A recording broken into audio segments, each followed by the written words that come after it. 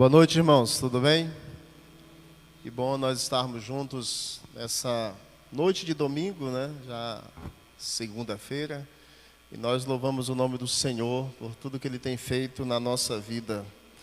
Quero convidar você a abrir a sua Bíblia em Lucas, no capítulo 11.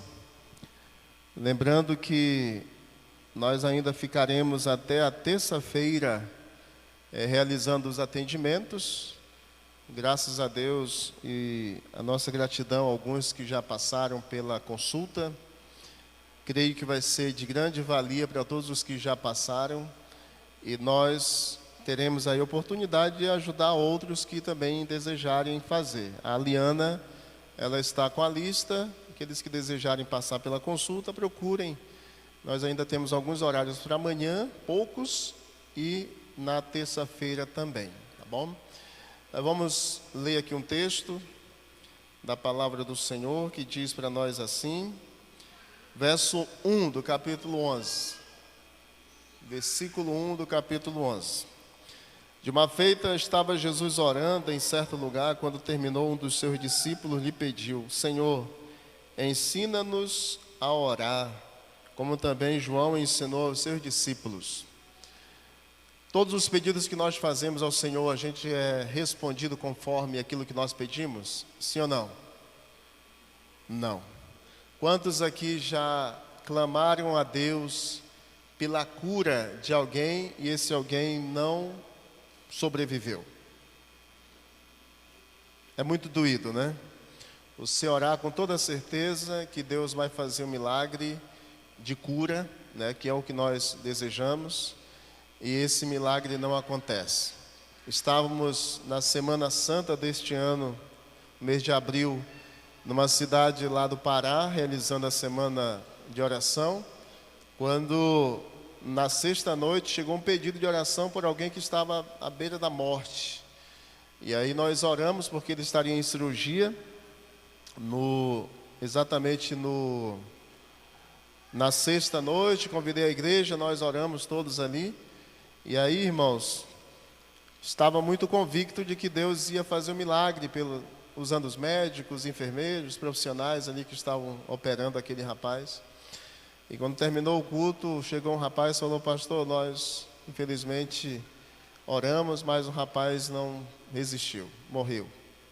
E eu senti um vazio de alma muito grande, uma tristeza muito grande no peito, porque eu pedi com muita fé, tinha certeza que Deus ia curar. Deus quer o melhor para nós, amém? Quer o melhor para nós. E eu fiquei meditando, né?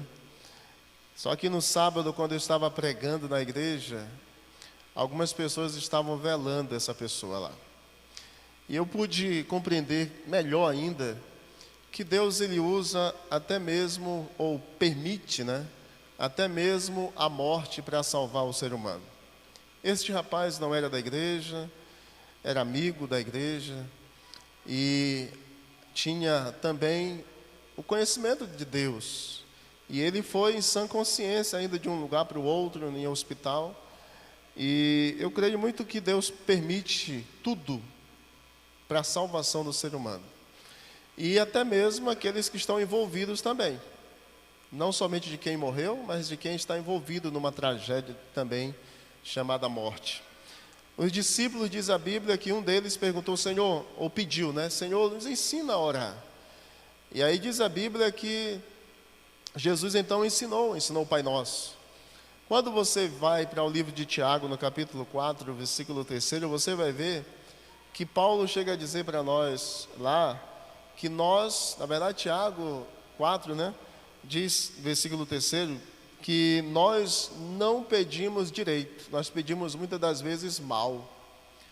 Para o quê? Para esbanjar nos nossos próprios prazeres, né? A gente pede errado. E quando nós pedimos errado, Deus não vai nos dar. Ah, mas era errado pedir a cura? Na tua visão, talvez não, mas na visão de Deus, era o melhor para salvar aquele ser humano que estava ali. E aí quando você vai em Mateus 7, diz a Bíblia, batei, você vai ouvir ali, bate, e abrir-se-vos-á, buscar e acharei, pedir, dar-se-vos-á. E aí nós percebemos que Parece que tudo que a gente pedir, que a gente buscar e bater, nós vamos encontrar. Aí eu quero que você leia comigo no mesmo capítulo 11, versículo 13 de Lucas, porque lá diz assim que um pai, ele dá o melhor para o seu filho. E se o pai dá o melhor para o seu filho, Deus também quer dar e vai dar o melhor para nós. Amém, irmãos? Se o filho pedir um pão, o pai não vai dar uma pedra, né? Diz o texto bíblico, vai dar o melhor. Vai dar todas as coisas, diz o texto bíblico lá. E que todas as coisas serão exatamente estas. Qual o pedido que, se você fizer a Deus, Deus sempre vai conceder para você? Você quer saber qual o pedido que Deus nunca vai negar para você? Quer saber? Tem um aqui na Bíblia. Um pedido específico que, se você pedir para Deus, Ele nunca vai deixar de dar. E o versículo 13 diz assim para nós, ó: ora, se vós que sois maus sabeis dar boas dádivas aos vossos filhos, quanto mais o vosso Pai Celestial dará o quê? O Espírito Santo àqueles que lhe o pedirem. Amém, irmãos? Qual o grande pedido que Deus nunca nega para nós? O Espírito Santo. E é a nossa grande necessidade, sim ou não? Sim. Precisamos demais andar em novidade de vida, porque nós já aceitamos a Cristo, mas precisamos continuar sendo alcançados pelo Espírito dia após dia. E eu queria nesta noite clamar a Deus em nome de Jesus pelo batismo do Espírito Santo, para que em nome de Jesus a nossa vida seja diferente, os nossos pensamentos sejam diferentes, as nossas atitudes, queridos, sejam diferentes, que nossa vida por completo seja transformada pelo Espírito Santo de Deus. Quantos querem se unir a mim neste pedido? Amém? Então coloca o som aí para nós, filho. Aumenta aí que você não aumentou. E olha só o que diz aí. Aí você vem, porque nós vamos orar. E vamos clamar ao Senhor pelo Espírito Santo nesta noite, para que Ele batize a nossa vida e que a gente possa receber de Deus a força para continuarmos andando nos caminhos do Senhor. Amém? Quem quer pedir o Espírito Santo nesta noite, venha. Enquanto nós cantamos aqui a segunda parte dessa música. Pode aumentar o som. Não permitirá que venhas a perecer.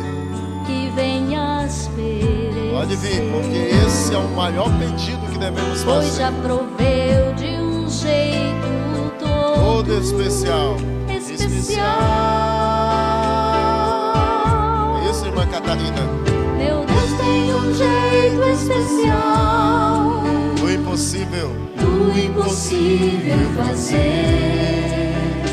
Quando não mais forças há, nem saída podes ver. Se for preciso, Ele abre o mar. Faz o quê? Ou faz o tempo parar, só para poder abençoar você. E nesta noite é para que Ele nos ajude com o Espírito da verdade. A palavra de Deus diz que o Senhor disse: eu não vou deixar vocês órfãos. Eu vou, mas eu enviarei a vocês o Consolador, o Espírito Santo. E esse Espírito estará convosco todos os dias. Deus tem um jeito especial do impossível fazer. Quando não mais forças há, nem saída pode ser. Se for preciso, Ele abre o mar, ou faz o tempo parar, só pra poder te ajudar você, meu irmão. Em nome de Jesus. Amém. Só pra poder. Vamos orar ajoelhados, queridos. Esse é um pedido muito importante, muito sério, né? Vamos clamar a Deus ajoelhados. Senhor, nosso Deus, nosso Pai, a nossa vida, ela precisa ser vivida segundo a vontade do Senhor. E para isso nós precisamos, Senhor Deus, do batismo diário do Espírito Santo. É bem certo que nossas decisões às vezes são pautadas em nossos sentimentos, nossas atitudes também, nosso comportamento e desejos. Mas em nome de Jesus, nesta noite nós queremos pedir: batiza-nos com o Espírito da verdade. Conduz, Senhor, os nossos pensamentos encarcerados pela presença do Senhor, e que o Senhor possa continuar conduzindo os nossos passos, nos ajudando, Senhor, nas nossas atitudes, aonde vamos, o que vamos falar, com quem nós iremos conversar, quais palavras o Senhor colocará em nossos lábios para exaltação do Teu nome e para abençoar as pessoas também. E que o Espírito Santo nos guie em toda a verdade. Talvez nós tenhamos aqui pessoas que ainda não conhecem toda a verdade de Deus, todo o conhecimento que precisa para alcançar a salvação. E eu quero te pedir, Deus, esta pessoa está orando nesse momento e eu te peço, em nome de Jesus, dê para ela o Espírito da verdade, para que ao receber o Espírito da verdade, o Senhor conduza a vida dela sã e salva até o dia glorioso da volta do Senhor. Trabalhe, Senhor Deus, em nosso coração a cada dia, continuando, ó Deus, a Tua obra de transformação, obra esta que o Senhor já começou e que o Senhor há de completá-la até o grande dia da volta de Jesus Cristo neste mundo, para nos tirar deste mundo mau e nos levar para o reino eterno, para as mansões celestiais. Continue, Senhor, conduzindo a cada um de nós e nos ajude, nos dê, Senhor, sopra sobre nós o Espírito Santo. Dê para nós, Senhor, porque a igreja que está nesse período final da história do mundo precisa urgentemente do batismo do Espírito para proclamar a tríplice mensagem angélica e assim preparar um povo para o encontro majestoso e maravilhoso com o Senhor.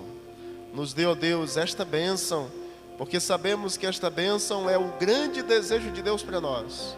E nós pedimos neste momento, certos de que já recebemos, em nome de Jesus. Amém. Amém. Em nome de Jesus. Que maravilha. Bom termos a presença do Espírito Santo para conduzir os nossos passos. Abre a sua Bíblia em Romanos capítulo 8. Vamos meditar aqui para nós irmos embora para casa, porque nós temos que dormir cedo. No máximo, que horas? 9h30. Até que horas é o sono de reparação? Até 1h30. Então deixa esse negócio de estar no zap e vai dormir. Verso 18 do capítulo 8 de Romanos. Paulo, ele começa a sua argumentação teológica aqui. Porque para mim tenho por certo que os sofrimentos do tempo presente não podem ser o quê? Comparados com a glória a ser revelada em nós. A ardente expectativa da criação aguarda a revelação dos filhos de Deus. Versículo 20, pois a criação está sujeita à vaidade, não voluntariamente, mas por causa daquele que a sujeitou. Verso 21, na esperança de que a própria criação será o quê? Redimida do cativeiro da corrupção para a liberdade da glória dos filhos de Deus. Verso 22, porque sabemos que toda a criação a um só ponto, a um só tempo geme e suporta angústias até agora. E não somente ela, mas também nós que temos as primícias de quê? Do Espírito. Igualmente gememos em nosso íntimo, aguardando a adoção de filhos, a redenção do nosso corpo. Verso 24. Porque na esperança fomos salvos. Amém? Ora, esperança que se vê não é esperança, pois o que alguém vê, como o espera? Mas se esperamos o que não vemos, com paciência o quê? O aguardamos. Verso 26. Também o Espírito semelhantemente nos assiste em nossa fraqueza, porque não sabemos orar como convém, mas o mesmo Espírito intercede por nós sobremaneira, com gemidos inexprimíveis. E aquele que sonda os corações sabe qual é a mente do Espírito, porque segundo a vontade de Deus é que ele intercede pelos santos. Sabemos que todas as coisas cooperam para o bem daqueles que amam a Deus, daqueles que são chamados segundo o seu propósito. Verso 29. Porquanto aos que de antemão conheceu, também os predestinou para serem conformes à imagem de seu Filho, a fim de que ele seja o primogênito entre muitos irmãos. E o versículo 30, e aos que predestinou, a esses também chamou, e aos que chamou, a esses também justificou, e aos que justificou, a esses também glorificou. Amém, irmãos? Paulo começa a sua argumentação contrastando os sofrimentos do tempo presente, comparando com a glória que nós ainda teremos. Amém? Você percebe que muitas das vezes nós concentramos ou focamos a nossa atenção somente no aqui e agora, somente no presente século. Paulo já começa dizendo, olha, não se preocupem com os sofrimentos do tempo presente, porque o que nós teremos na glória futura é muito maior do que o que você tem hoje. Amém? O que você enfrenta hoje nem se compara à vitória eterna e à glória eterna de Deus que Ele está preparando para você. Então não concentre todas as tuas energias no sofrimento, na luta, nas dificuldades que você enfrenta, porque tudo isso é passageiro. O deserto é passageiro, mas o paraíso ele é eterno. E esse dia está chegando. E ele vem falando isso, o apóstolo Paulo, e ele vem apresentando para nós, queridos, aqui, alguns pontos importantes destes versos aqui. Primeiro ele começa dizendo, olha, a natureza, ela está gemendo. A natureza está gemendo com dores, não porque ela buscou o sofrimento, mas ela foi vítima daquilo que foi causado nela por causa de quem? Do homem. E ela está esperando um dia no qual vai acontecer a redenção do homem, para que haja também a redenção da natureza, diz o apóstolo aqui. E vai acontecer na volta de Cristo, que toda a criação será transformada, a natureza vai ser restaurada. E esse gemido da natureza é um gemido de esperança, olhando por esse ângulo aqui, ou um de desespero? Esperança ou desespero? Esperança. A natureza está aguardando, expectante o quê? A volta de Cristo, a revelação dos filhos de Deus, e assim vai acontecer a transformação também da natureza. Amém? É o que Deus prometeu para cada um de nós. Mas não somente a natureza geme. A Bíblia também, que você leu comigo aí, no versículo 23, diz que há também um gemido da igreja, daquele povo que recebeu o Espírito Santo. Todos nós. E esse povo que recebeu o Espírito Santo está gemendo, aguardando a redenção dos filhos de Deus também. E nós aguardamos a adoção de filhos de Deus, que vai acontecer quando também? Na volta de Jesus. Amém? Está longe ou perto, queridos? Paulo chega a dizer lá em Hebreus 10, verso 37, que ainda dentro de pouco tempo, aquele que vem, virá e não tardará. Amém, irmãos? Louvado seja o nome do Senhor. Então, observa comigo aqui, que esse grito ou esse gemido do Espírito na igreja ou da igreja não é um gemido de desespero, é um gemido de esperança. E eles estão gemendo não por aquilo que eles estão vendo, porque senão não era esperança. Esperança é naquilo que não se vê, no Deus invisível que vai revelar-se para salvar você e a mim. Então, esse gemido é de esperança. Mas também tem outro gemido que diz a Bíblia, que é o gemido de quê? Do Espírito Santo. O gemido do Espírito Santo está no versículo 26 em diante, e você pode perceber comigo aí, que esse gemido, ele é bem intrigante, porque diz a palavra de Deus que o Espírito Santo nos assiste em nossas fraquezas, e ele faz um gemido com um som inexprimível, que nós não conseguimos identificar qual som é este aqui. E esse gemido do Espírito Santo é interessante porque nós não temos segurança em nós mesmos, mas o Espírito Santo intercede por nós, porque nós somos o quê? Fracos.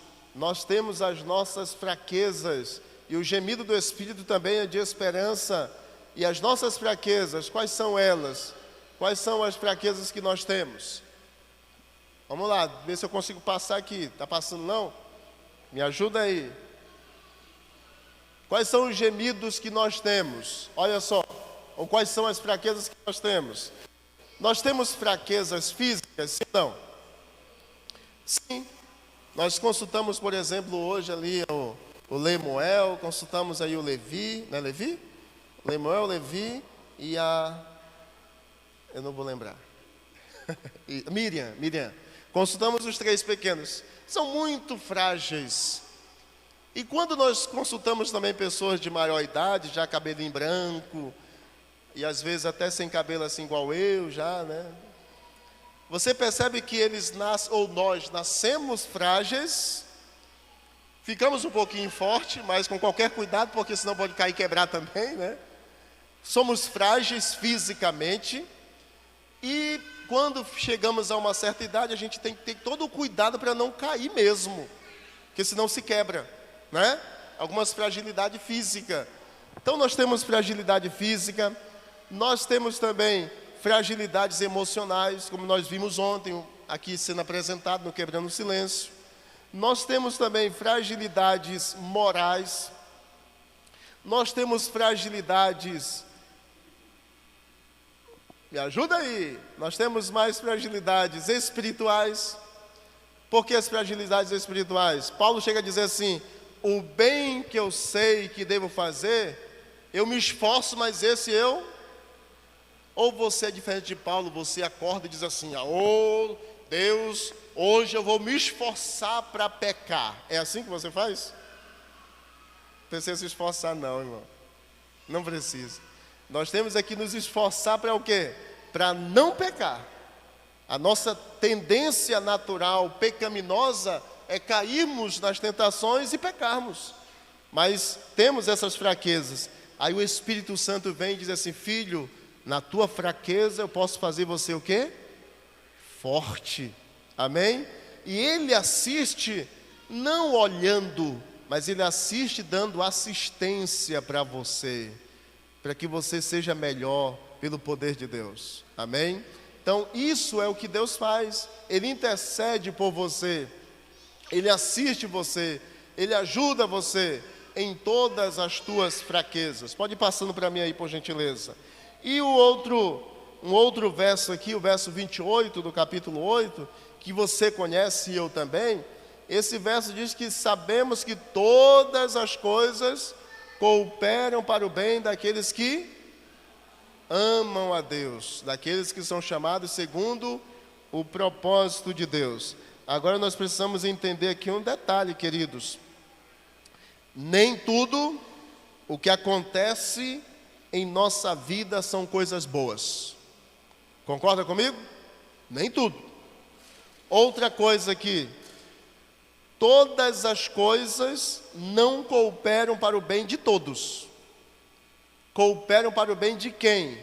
daqueles que amam a Deus, daqueles que são chamados segundo o propósito de Deus. Não são para todas as pessoas.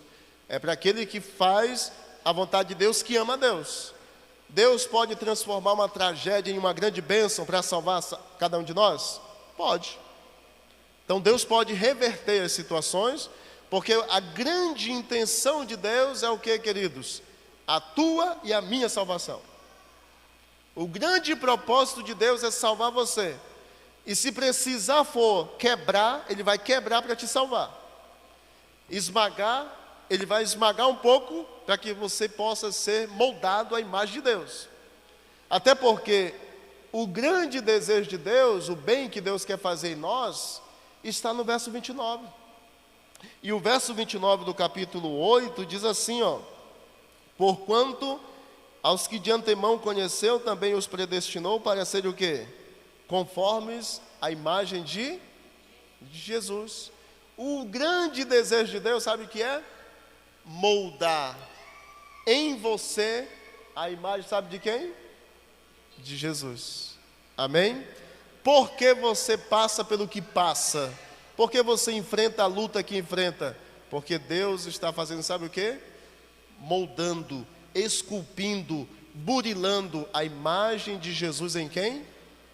Em nós. E se for para mim perder aqui algumas coisas para ser igual a Jesus, eu preciso perder. E eu prefiro perder para ser melhor e ser igual a Jesus. Sabe por quê? Porque quando chegarmos no céu, nós só iremos entrar, lógico, na Canaã celestial, se nós estivermos revestidos da imagem de quem? De Cristo. Porque a nossa justiça, por melhor que seja, é como um trapo de imundícia. Mas a justiça de Cristo em nós faz com que nós sejamos apresentados diante de Deus, diante dos homens, como uma pessoa santa, que vai viver por toda a eternidade com Cristo. Então, não reclame do sofrimento que você enfrenta. Você que está assistindo no YouTube, não reclame da luta que você passa. Não fique choramingando por aí pelos cantos, pela dor que você enfrenta, e muito menos criticando a Deus pelo que você está passando. Porque o que você está passando, Deus está vendo, e cada lágrima que você derrama, Deus está vendo, e Ele está sofrendo com você o que você está passando, e Ele está transformando isso que você enfrenta no melhor para a salvação da sua vida. É por isso que Deus permite o que permite.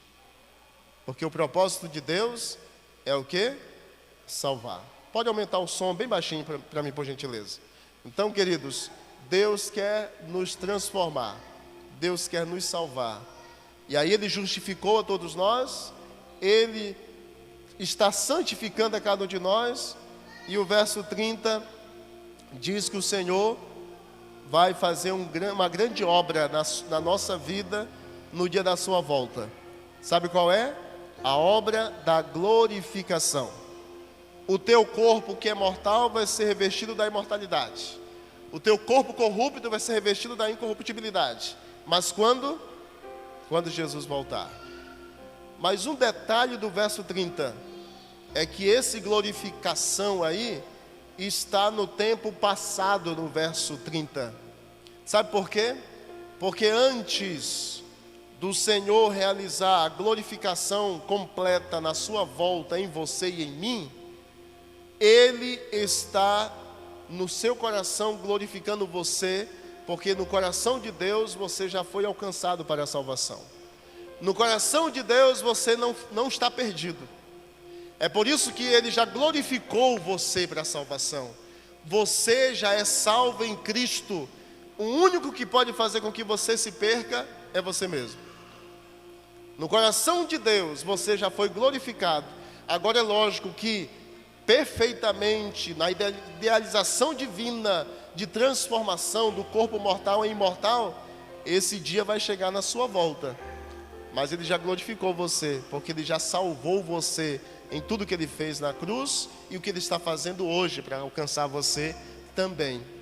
E aí ele termina, o apóstolo Paulo, falando 5 grandes perguntas, porque meu tempo também falta apenas 5 minutos. 5 grandes perguntas, queridos, o apóstolo Paulo termina. E a primeira delas é: se Deus é contigo, queridos, se Deus é por nós, me ajuda aí, quem será contra nós? Verso 31. No verso 32, nós vemos uma outra pergunta, que essa é fantástica. Lá nos diz que aquele que antes não poupou o seu único filho, antes por nós entregou, porventura não dará a cada um de nós graciosamente todas as coisas? Sim ou não? Sim, queridos. Se Jesus não foi poupado pelo Pai e veio aqui morrer por você e por mim, que é o maior presente que nós recebemos, que foi a salvação por causa dele, todas as coisas vão ser dadas a nós, porque ele quer nos conceder o melhor. Ele não poupou nem o seu filho. A terceira pergunta, no versículo 33, quem intentará acusação contra os eleitos de Deus, se é Deus que faz a justificação? E o verso 34, quem condenará? Se em Romanos 8, verso 1 diz assim: nenhuma condenação há para aqueles que estão em Cristo Jesus. Amém? Nenhuma condenação há. E eu finalizo com o verso 35, a última pergunta: quem então irá nos separar do amor de Cristo Jesus, o nosso Senhor? Eu pergunto para ti, esta mensagem não é muito gloriosa, que nos traz segurança, nós como salvos de Deus? Sim ou não? Saber que nós temos um intercessor, saber que nós receberemos a adoção de filhos, a redenção de filhos de Deus, saber que nós seremos completamente transformados e glorificados, saber que Jesus já glorificou a nossa vida no seu coração, e saber que nada pode nos separar do amor de Deus, nem altura, nem profundidade, nem a morte, nem a vida, nada, queridos, faz com que eu tenha uma decisão apenas. Sabe qual é? Nunca largar das mãos do Senhor. E eu pergunto, você que está aqui hoje ou está me assistindo, que ainda não entregou o coração para o Senhor, o que é que está faltando? Ainda está fazendo concessão de entregar. Ah, Senhor, eu vou entregar apenas essa parte do meu coração. Não é assim que Deus quer. Deus quer que nós entreguemos por completo o nosso coração. O que é que está te faltando fazer isso? Não demore tempo, porque você não conhece, você não é conhecedor do tempo, só Deus. E você que está aqui, que já entregou o coração ao Senhor, você quer nesta noite continuar segurando nas mãos de Jesus e dizer para Ele nesta noite: Senhor, eu não quero largar nunca as Tuas mãos, porque eu quero alcançar a salvação no dia da Tua volta e poder viver contigo por toda a eternidade. Amém? Fique em pé para nós orarmos ao Senhor. E você em casa também tome a sua decisão de entregar o seu coração hoje por completo ao Senhor e dizer para Deus: Senhor, eu não quero largar de Tuas mãos, eu quero ir para o céu. E está chegando esse dia, em nome de Jesus. Senhor, não vai demorar, nós vamos poder contemplar a Tua face no reino dos céus, vindo para nos buscar. E nós, Senhor, temos esta grande esperança no nosso coração. É certo que esse dia vai chegar. A situação do mundo nos apresenta claramente que esse dia está perto. E eu quero te pedir, Senhor, para mim, permita, Senhor, que eu tenha a minha mão sempre segurando a Tua mão. E quando, Senhor Deus, infelizmente, porventura acontecer, Deus, tentar escorregar, que o Senhor me coloque em teus braços de amor, me carregue e me ajude, Senhor, a continuar segurando a Tua mão, não desistir da minha caminhada cristã. E que Teus filhos que aqui estão também tomem a mesma decisão.